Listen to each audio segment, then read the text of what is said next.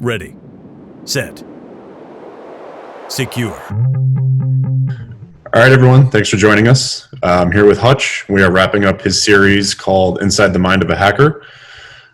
Thanks for producing that, Hutch. I think everyone found it valuable and entertaining. Can you go into what you enjoyed digging into the most on this series? Yeah, I think the video that I enjoyed putting together the most was the advanced phishing tactics video.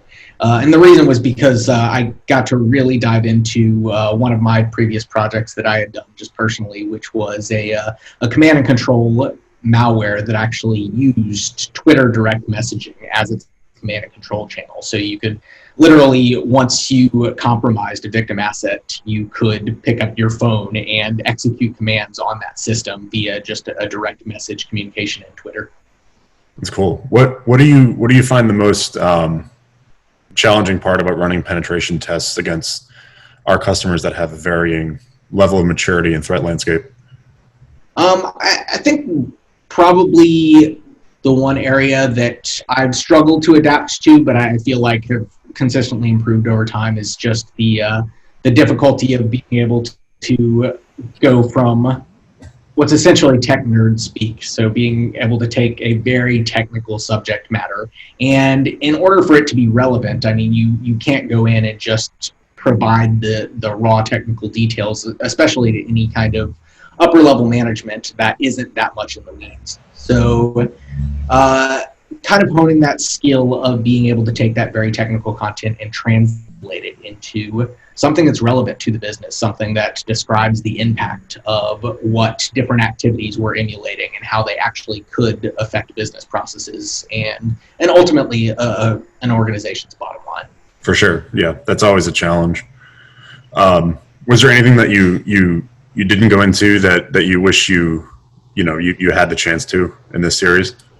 Probably the one thing that stands out is we talked a lot about phishing, and we addressed a few different types of phishing scenarios. Really, the advanced phishing tactics video focused on phishing attachments, so malicious attachments that are sent in phishing campaigns. Phishing campaigns also often will use credential harvesting websites by directing a user to a site that looks like a real login page, and we did a separate video on that and kind of also talked about some of the limitations of multi-factor authentication. But the one thing that we really didn't touch on as far as phishing is kind of the other commonplace scenario, and that is a phishing email that, similar to the credential harvesting portal, leads a user to a malicious website. But instead of attempting to get them to enter credentials into a fake website, it has what we call drive-by malware, or the idea that there's something actually on that website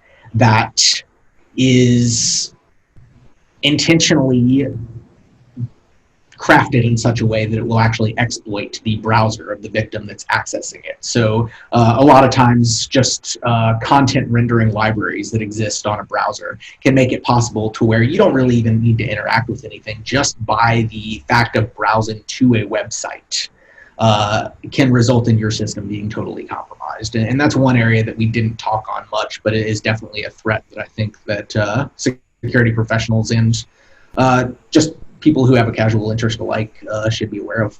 Yeah, for sure. Well, thanks, Hutch. Thank you for your time. Thanks for putting all the content together for us. And thanks, everyone, for tuning in. We hope you enjoyed it. And we'll see you around for the next one. All right, take care.